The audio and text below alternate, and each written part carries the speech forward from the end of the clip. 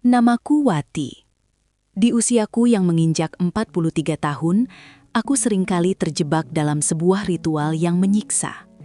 Berdiri di depan cermin besar di kamar mandi utama saat jam menunjukkan pukul 2 pagi. Di bawah cahaya lampu kristal yang pucat, aku menatap bayanganku sendiri. Aku mencari wanita yang dulu pernah begitu dipuja. Wanita yang dulu matanya berbinar setiap kali mendengar langkah kaki suaminya pulang.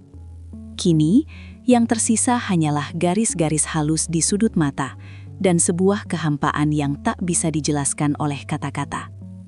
Aku memiliki segalanya. Setidaknya itu yang dilihat orang dari luar.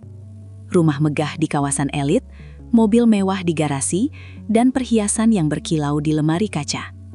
Namun, rumah ini terasa seperti peti mati yang dilapisi beludru. Sangat indah, namun sunyi mematikan. Mas Hendra, suamiku, adalah pria yang sangat bertanggung jawab. Dia bekerja sebagai pengawas proyek besar di wilayah Indonesia Timur. Namun tanggung jawabnya telah merampas kehadirannya secara fisik selama berbulan-bulan.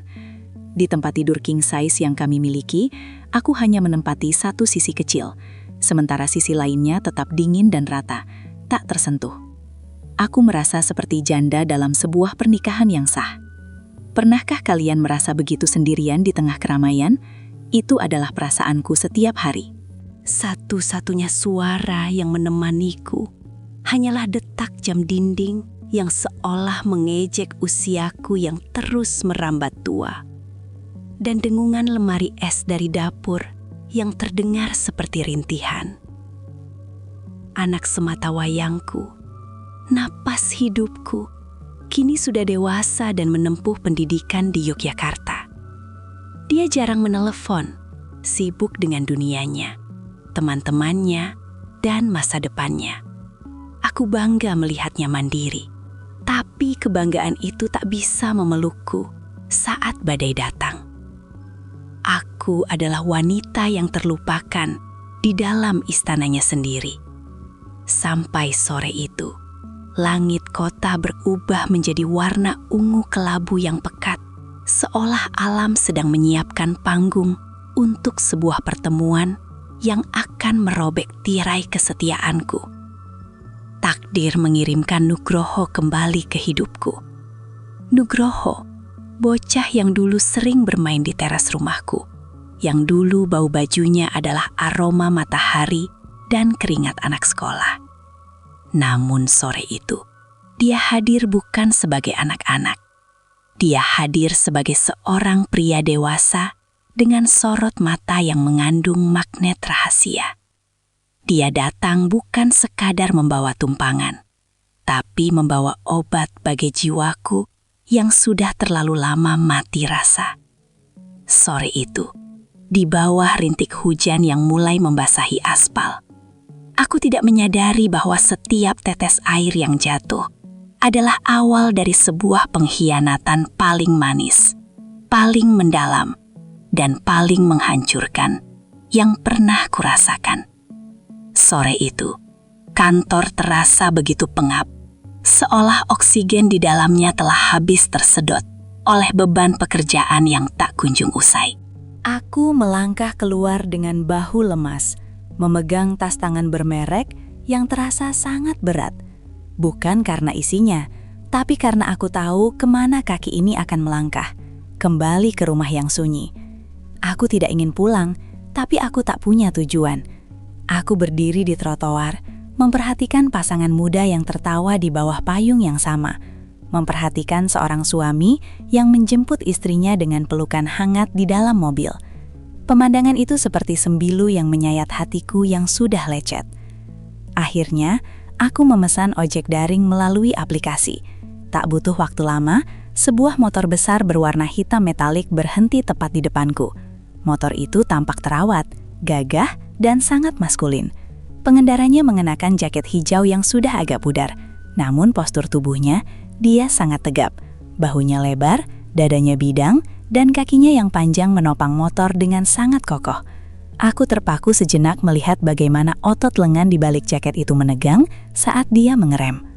"Tante Wati," suara itu rendah, serak-serak basah, dan memiliki vibrasi yang anehnya membuat bulu kuduku meremang.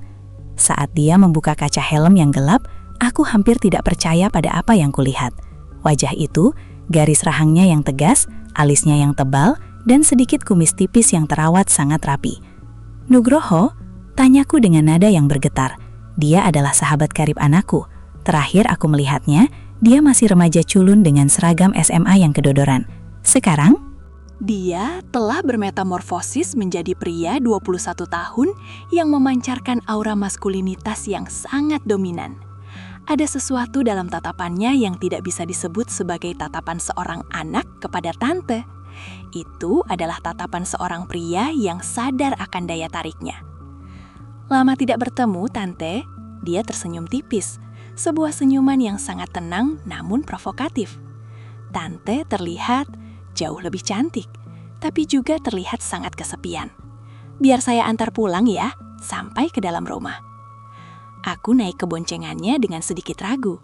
Saat motornya melaju membelah kemacetan, aku terpaksa berpegangan pada jaketnya. Selama perjalanan, aroma parfumnya, campuran antara aroma kayu cendana, tembakau tipis, dan sisa air hujan merasuk ke dalam indera penciumanku. Tanpa sadar, aku memperhatikan gerak pundaknya. Setiap kali dia mengerem, tubuhku terdorong ke depan dan bersentuhan sedikit dengan punggungnya yang keras. Sentuhan itu, sudah berapa tahun aku tidak merasakan kehangatan tubuh seorang pria sedekat ini. Jantungku mulai berdenyut liar, menyuarakan protes atas dahaga yang sudah terlalu lama kupendam. Aku merasa aman dalam dekapannya dari belakang, namun di saat yang sama, aku merasa takut pada desiran aneh yang mulai menjalar di pembuluh darahku. Seolah-olah seluruh sel tubuhku baru saja terbangun dari tidur panjang. Hujan tumpah dari langit dengan sangat rakus, seolah langit pun setuju untuk menyembunyikan pertemuan kami dari mata dunia. Saat motor masuk ke halaman rumahku, kami berdua sudah basah kuyup. Baju kerjaku yang berbahan sutra melekat di kulit, memperlihatkan siluet tubuhku yang masih terjaga karena olahraga rutin. Dan aku bisa merasakan tatapan Nugroho yang sesekali mencuri pandang saat dia mematikan mesin motornya. Aku tak mungkin membiarkannya pergi dalam kondisi badai seperti ini. "Masuklah dulu, Nuk. Kamu bisa menggigil kalau langsung jalan lagi," kataku sembari membuka pintu rumah. Suasana di dalam rumah sangat dingin karena AC yang belum dimatikan sejak pagi. Suara langkah kaki kami yang basah di atas lantai marmer menjadi satu-satunya suara yang ada. Aku menyuruhnya mandi di kamar tamu bawah dan meminjamkan pakaian milik anakku yang masih tertinggal di lemari. Sementara itu, aku mengganti baju dengan kaos longgar dan celana legging hitam yang nyaman. Aku mulai memasak di dapur, sebuah aktivitas yang biasanya kulakukan dengan hambar, namun kali ini ada semangat yang aneh. Sambil mengiris bawang, aku mendengar suara air mengalir dari kamar mandi. Bayangan tentang tubuhnya di bawah pancuran air mulai menari-nari di pikiranku. Aku merasa berdosa, tapi aku tidak bisa berhenti membayangkannya. Tak lama, Nugroho keluar. Dia tidak mengenakan baju anakku, dia hanya mengenakan kaos putih tipis yang kupinjamkan dan celana pendek. Rambutnya yang basah jatuh ke keningnya, membuatnya tampak sangat muda, namun berbahaya di saat yang sama. Dia duduk di meja makan saat aku menyajikan teh hangat. Kami mengobrol, awalnya tentang anakku, lalu perlahan pembicaraan itu bergeser ke arah yang lebih dalam. "Tante, saya harus jujur," bisiknya meletakkan cangkir tehnya. Matanya menatap lurus ke mataku, sebuah tatapan yang seolah-olah bisa menelanjangi jiwaku. "Saya bukan sekadar driver ojek biasa. Saya punya pekerjaan sampingan yang mungkin Tante anggap kotor. Saya sering diminta menemani wanita yang seperti Tante. Wanita yang rumahnya penuh dengan emas, tapi hatinya penuh dengan debu karena tidak pernah disentuh." Jantungku terasa berhenti berdetak sesaat. Penyakuannya begitu vulgar, namun disampaikan dengan nada yang sangat tenang, hampir seperti sebuah tawaran bisnis yang profesional, namun sangat intim. "Maksudmu?" tanyaku dengan suara yang hampir menghilang di tenggorokan. "Maksud saya, Tante Wati, saya tahu bagaimana rasanya kesepian itu menyiksa hingga ke tulang. Dan saya ada di sini bukan sebagai sahabat anak Tante. Malam ini, saya ada di sini sebagai pria yang ingin mengisi kekosongan itu untuk Tante. Hanya jika Tante mengizinkan saya untuk tinggal sebentar lagi." Pernyataan itu meledakkan dopamin di otakku. Itu adalah kombinasi antara rasa takut, rasa ingin tahu, dan rasa lapar yang luar biasa akan perhatian. Aku menatap pemuda di depanku, menyadari bahwa dia adalah api yang bisa menghangatkanku sekaligus menghanguskanku. Aku terdiam 1000 bahasa. Di depanku, pria muda ini baru saja merobek semua topeng kesopanan dan martabat yang selama ini kubangun dengan susah payah sebagai seorang istri pengusaha sukses. Akal sehatku berteriak kencang. Wati, usir dia. Dia anak-anak. Dia sahabat anakmu. Apa kata suamimu jika tahu? Namun di sisi lain, bagian diriku yang paling primitif, bagian wanita yang merasa ditinggalkan dan tidak berharga selama bertahun-tahun, mulai memberontak. Aku menatap tanganku yang gemetar di atas meja. Sudah berapa malam aku tertidur hanya ditemani bantal guling yang dingin. Mas Hendra memang memberi uang yang lebih dari cukup, tapi dia lupa bahwa aku memiliki hati yang butuh disapa dan raga yang butuh diraba. Dan sekarang, ada seorang pemuda yang menawarkan dirinya, menawarkan kehangatan yang nyata tepat di depan mataku. Dilema ini terasa seperti ditarik oleh 2 kuda ke arah yang berlawanan. Aku merasa kotor hanya karena memikirkan tawaran itu, tapi aku juga merasa hidup. Nugroho, kamu gila. Ini salah, bisikku. Namun suaraku sama sekali tidak mengandung ketegasan. Itu lebih mirip seperti desahan pasrah. Nugroho berdiri dari kursinya. Langkah kakinya sangat pelan saat dia mengitari meja makan. Dia tidak terburu-buru, memberiku waktu untuk lari jika aku benar-benar ingin menolak. Tapi kakiku terasa seperti terpaku di lantai dapur. Dia berhenti tepat di belakangku. Aku bisa merasakan panas tubuhnya yang memancar ke punggungku, mengalahkan dinginnya AC rumah ini. Salah menurut siapa, Tante? Menurut dunia yang tidak peduli pada air mata Tante setiap malam, tangannya perlahan menyentuh pundakku. Jarinya dengan lembut namun penuh penekanan, memijat otot leherku yang tegang. Tante sudah terlalu lama menjadi pahlawan bagi orang lain. Malam ini, biarkan diri Tante menjadi wanita seutuhnya, tanpa label, tanpa status. Sentuhannya terasa seperti api yang menjalar di atas salju. Aku memejamkan mata, membiarkan kepalaku sedikit bersandar pada perutnya yang keras. Aku bisa mencium bau sabun yang ia pakai. Sabun yang sama dengan yang dipakai suamiku. Tapi di tubuh Nugroho, aromanya terasa jauh lebih menggoda, lebih primitif, dan lebih menjanjikan. Keheningan rumah ini seolah-olah mendesakku untuk menyerah pada dosa yang paling manis ini. Aku merasa sangat rapuh, sangat lemah, dan di saat yang sama, aku merasa menjadi pusat dari semesta pria ini. Malam semakin larut, dan suara hujan di luar sana seolah berubah menjadi dinding kedap suara yang melindungi kami. Kami kini berada di dalam kamar tamu. Aku membantunya mencari kaos lain di lemari bawah, karena kaos putihnya tadi basah. Saat aku membungkuk untuk meraih pakaian di tumpukan bawah, aku menyadari bahwa jarak di antara kami telah lenyap. Aku merasakan dadanya yang bidang bersandar pada punggungku. Aku bisa merasakan napasnya yang berat namun teratur, menyentuh kulit tengkukku. Tante, suaranya kini berubah menjadi bisikan yang sangat dalam, yang langsung menuju ke pusat sarafku. Jangan takut. Malam ini, dunia berhenti di luar pintu ini. Hanya ada aku dan wanita cantik di depanku. Aku berbalik dengan cepat, berniat untuk melontarkan satu argumen terakhir. Namun kata-kataku langsung terkunci saat wajah kami hanya berjarak beberapa sentimeter. Matanya dipenuhi dengan gairah yang jujur. Gairah yang tidak pernah kulihat lagi di mata suamiku selama 10 tahun terakhir. Di bawah temaram lampu meja yang kuning keemasan, semua batasan moral, agama, dan sosial yang kupelajari sejak kecil runtuh begitu saja. Aku tidak lagi melihatnya sebagai Nugroho. Aku melihatnya sebagai penyelamatku dari kegelapan sepi. Tanpa sepatah kata pun, dia merengkuh pinggangku, menarikku ke dalam dekapannya yang kuat namun penuh kelembutan.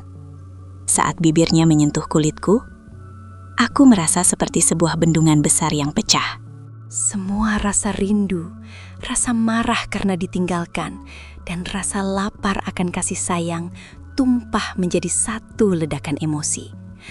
Malam itu, aku membiarkan diriku hanyut dalam arus yang tak mungkin kulawan.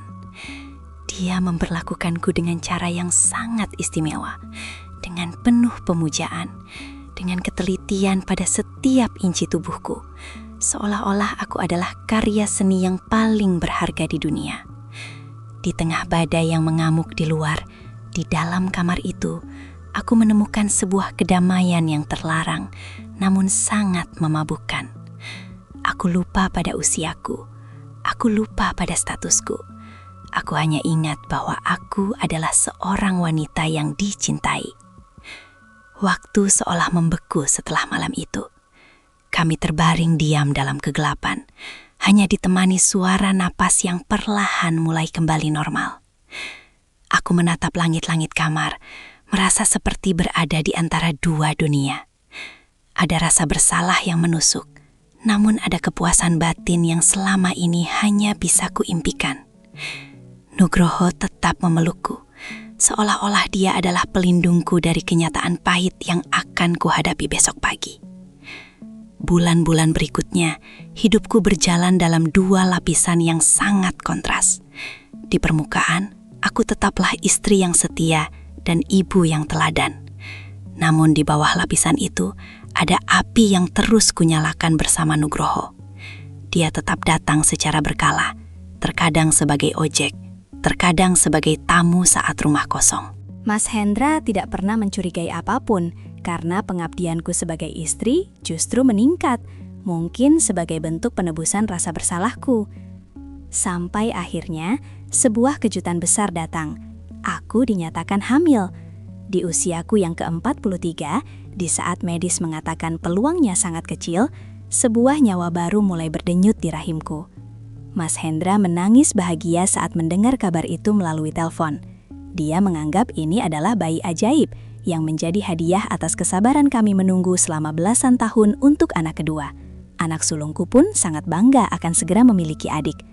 Namun, setiap kali aku menatap hasil USG, aku tahu siapa sebenarnya yang memberikan kehidupan itu padaku. Nugroho hanya tersenyum tipis dan tenang saat aku memberitahunya. Dia tidak menuntut apa-apa. Dia tetap berada dalam bayang-bayang, menjadi penjaga rahasia yang paling setia. Kami berdua terikat oleh sesuatu yang lebih kuat dari sekadar janji pernikahan. Sebuah nyawa yang lahir dari puncak kesepian dan gairah yang terlarang. Anak keduaku lahir, seorang bayi laki-laki yang sangat tampan, dengan mata yang tajam dan rahang yang kuat, persis seperti Nugroho. Mas Hendra sangat memujanya. Dia memberikan segala yang terbaik untuk putranya. Rumah yang dulu sunyi kini penuh dengan tawa, tangisan bayi, dan aktivitas yang padat. Ironisnya, pengkhianatanku justru menyelamatkan pernikahanku yang hampir mati. Aku tidak lagi marah pada Mas Hendra yang sibuk, karena aku memiliki pelipur lara dalam bentuk anak kecil ini. Aku menjadi istri yang lebih penyabar, lebih hangat. Karena setiap kali aku menatap anak itu, aku diingatkan untuk selalu bersyukur atas keajaiban yang tidak sengaja ini. Nugroho tetap hadir dalam kehidupan kami sebagai Kak Nugroho, sahabat anak sulungku yang sangat baik pada si kecil. Suamiku bahkan sering menyuruhnya datang. "Ayo Nuk, sering-sering main ke sini. Ajak adikmu ini jalan-jalan kalau sudah besar nanti," kata Mas Hendra suatu sore sembari menepuk bahu Nugroho. Aku hanya bisa menunduk, membenarkan posisi gendongan bayiku, sembari merasakan tatapan Nugroho yang teduh mengarah padaku. Kami berbagi rahasia lewat, "Aku tidak lagi marah pada Mas Hendra yang sibuk, karena aku memiliki pelipur lara dalam bentuk anak kecil ini. Aku menjadi istri yang lebih penyabar, lebih hangat. Karena setiap kali aku menatap anak itu, aku diingatkan untuk selalu bersyukur atas keajaiban yang tidak sengaja ini." Nugroho tetap hadir dalam kehidupan kami sebagai Kak Nugroho, sahabat anak sulungku yang sangat baik pada si kecil. Suamiku bahkan sering menyuruhnya datang. "Ayo Nuk, sering-sering main ke sini. Ajak adikmu ini jalan-jalan kalau sudah besar nanti," kata Mas Hendra suatu sore sembari menepuk bahu Nugroho. Aku hanya bisa menunduk, membenarkan posisi gendongan bayiku, sembari merasakan tatapan Nugroho yang teduh mengarah padaku. Kami berbagi rahasia lewat keheningan yang panjang. Tidak ada lagi pertemuan fisik di kamar tamu, karena kami tahu resiko yang kini jauh lebih besar. Kami sudah sepakat bahwa masa itu sudah usai, namun jejaknya akan abadi selamanya di rumah ini. Aku melihat Nugroho tumbuh menjadi pria yang sukses, melanjutkan kuliahnya dan mulai bekerja di Jakarta. Namun dia tidak pernah benar-benar pergi dari hidupku. Kini 10 tahun telah berlalu sejak sore yang hujan itu. Anak keduaku sudah mulai besar. Dia cerdas, atletis, dan setiap kali dia tersenyum, aku melihat bayangan Nugroho di sana dengan sangat jelas. Mas Hendra sudah pensiun dan lebih banyak menghabiskan waktu di rumah. Dia sering duduk di teras, memperhatikan anak kami bermain, tanpa pernah menyadari bahwa kebahagiaan masa tuanya dibangun di atas sebuah rahasia yang sangat gelap dan dalam. Aku telah belajar untuk hidup dengan beban ini. Aku tidak menyebutnya sebagai dosa, tapi sebagai sebuah cara untuk bertahan hidup. Nugroho sudah menikah dan memiliki keluarganya sendiri di Jakarta. Kami jarang berbicara sekarang, tapi setiap tahun di hari ulang tahun anakku, sebuah kado tanpa nama selalu tiba di rumah ini. Kado itu selalu berisi hal-hal yang paling disukai anakku. Aku tahu dari siapa itu. Di antara lembaran-lembaran hidupku, bab tentang Nugroho adalah yang paling berwarna, yang paling bergetar, dan yang paling membuatku merasa menjadi wanita. Aku sering bertanya-tanya, apakah aku menyesal? Jawabannya selalu sama. Aku menyesal telah berkhianat pada janji suci, tapi aku tidak pernah menyesal telah mencintai dan dicintai dengan cara yang begitu intens di saat aku merasa dunia sudah tidak lagi membutuhkanku. Sahabat Lentera Hati, kehidupan ini tidak selalu tentang hitam dan putih. Terkadang ada area abu-abu yang sangat luas, di mana kesepian bertemu dengan peluang, dan di mana moralitas berbenturan dengan naluri dasar manusia yang ingin diakui keberadaannya. Rahasia yang kusimpan mungkin akan kubawa sampai ke liang lahat, namun aku bersyukur pada sore yang hujan itu.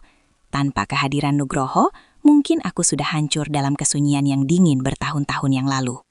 Pesan dariku untuk kalian semua, jangan pernah meremehkan dinginnya hati yang sendirian. Sebuah rumah yang megah tidak berarti apa-apa jika di dalamnya tidak ada kehangatan yang tulus. Cintailah pasanganmu. Perhatikanlah detail kecil dalam perasaannya sebelum orang lain yang mengisi kekosongan itu dengan cara yang tak pernah kalian bayangkan. Karena sekali pintu rahasia itu terbuka, ia tidak akan pernah bisa tertutup kembali dengan cara yang sama. Terima kasih telah mendengarkan curahan hati ini. Tetaplah tegar, tetaplah bijak, dan tetaplah menjadi lentera di tengah kegelapan hati kalian masing-masing. Sampai jumpa di kisah berikutnya.